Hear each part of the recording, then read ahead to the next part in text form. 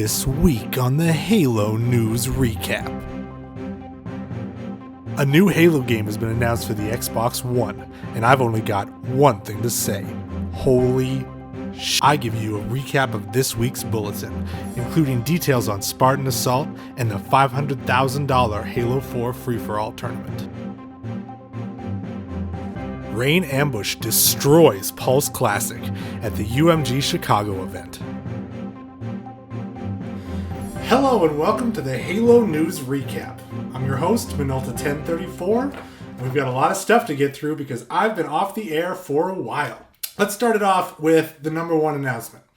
Halo 5. Woo! I need those papers. Why did I do that? That was so stupid. This is the script for the show. I just threw it around. Halo 5. At E3 this year, we learned that there is another Halo game coming out next year at some point. Is it actually Halo 5? We don't know. We're not really sure what it is, but we have learned some things. First of all, dedicated servers. I mean, it's all we've wanted for like forever. So we're finally going to have dedicated Halo servers to play games on. It's no more peer-to-peer, no more host lag, migration, hopefully a lot, it's not going to be perfect, but it should cut down on a lot of those issues. Also, obviously with the capabilities of the Xbox One, 60 frames per second, who's excited about that? It's going to be a heck of a lot better than 30. Last of all, an interesting bit of news. Apparently, the new Halo games, which were originally described as the Reclaimer Trilogy, are now being rebranded or retconned into the Halo Reclaimer Saga. So, I guess we're going to have to go... I didn't even know they made sagas anymore. Not that kind of... Jorge? You said that kind of Sega. Not that kind? I was going to buy a Dreamcast. So it's apparently going to be the Halo Reclaimer Saga, which implies that there will be more than just 3 games. It will be ongoing and continuing into the future, which, doesn't really surprise me considering Halo is still, as much as some people might want you to believe that it's a dying game, it really isn't. It's a hugely popular game. Halo 4 was a huge launch. They're making big dollars. Why would they stop, right? So hopefully we'll see many, many Halo games for years to come. And on that note, I just want to let everyone know that Ready Up Live's Halo 5 news will be right here on the Halo News Recap. I'll be doing a sequence on it. Whenever there's anything new to Halo 5, I will be covering it in these videos. Next up this week, let's talk about the Halo Bulletin. Specifically, let's talk about Spartan Assault. During the week at E3, there was some fan tournaments. A good friend, Naked Eli, of course, won. It's not a really big surprise there. Overall, it seems like reception is good. Spartan Assault seems like a lot of fun. If you don't know what Spartan Assault is, let me give you the lowdown. First of all, Spartan Assault is a top-down twin-stick shooter that's going to be coming out next month for Windows Phone 8 and Windows 8 operating system. The game takes place between Halo 3 and Halo 4.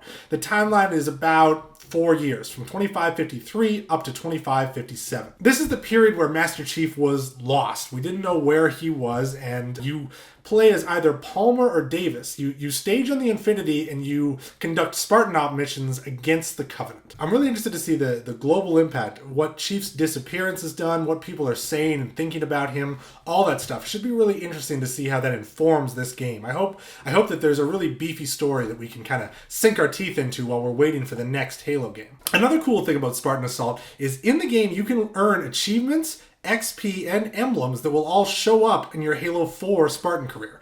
So you can, earn XP to move up in your SR ranks if you haven't got to SR 130 yet, or you can get cool new emblems that you can use to show off how super awesome and cool you are. Also, apparently there's going to be additional integration features, but they haven't really laid those out yet. They're going to release more news when it comes closer to launch. At launch, there's going to be 25 single-player missions in the game, but you can compete against friends for high scores, as well as there's probably going to be some additional content that's going to be announced closer to game launch, like DLC or a mission pack. I'm not really sure at this point, but they will announce more content when we get closer to the launch of the game next month. The biggest announcement in this week's Halo Bulletin is absolutely the 500,000 free-for-all tournament that 343 Industries is hosting. The tournament's going to start off at the Rooster Teeth Expo, July 5th to 7th. but pre-registration and all the details are going to be released on July 1st. It seems like there's going to be 2 tiers to this tournament. There's going to be the in-person tournament that's going to start at RTX and probably move its way around to different locations over the summer, and then the online portion of the event that's going to take place probably similar to the last Virgin Gaming tournament we saw, with people earning points over a set period of time. This way they can kind of involve both segments of the community. People that are interested in tournaments but don't want to, fly to RTX, and people that are really into tournaments and are going to be at RTX or other places so they can play in person. That's what I think is going to happen. We'll know more on July 1st. The only change this week in matchmaking is switching out the Spartan Ops missions on Monday, since we've gone to a bi-weekly update schedule.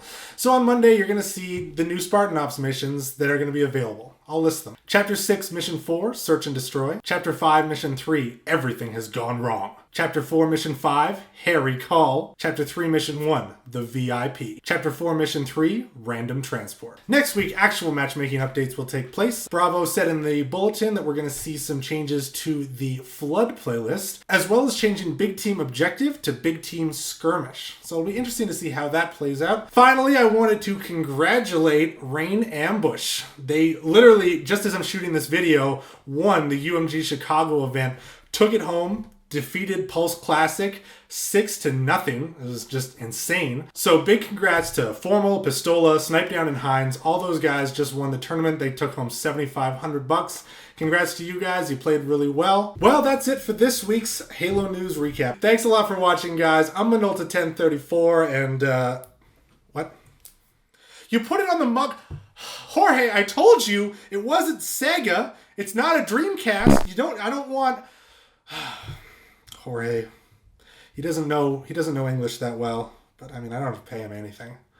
Nothing. Anyway, let me know in the comments if you guys are excited for Spartan Assault. I know some people might not have Windows 8 or Windows Phone 8 for that matter, but let me know if you're excited, if you're going to play it, what you're excited about it. I'd love to hear it. Thanks a lot for watching, guys. I'm Minolta1034. This has been the Halo News Recap, and I will see you next time. Microsoft decided to back off. Jorge, we got to talk about this. You're putting Sega on the cups. It's probably a copyright violation. I mean, come on. What are you doing here? When they actually did have a pretty good vision of the future of console gaming. And unfortunately, some people, like PlayStation, took advantage of their, what I would consider to be forward thinking. I mean, you got to look at me and I'm beautiful. God, I'm beautiful. Green Skull doesn't even know.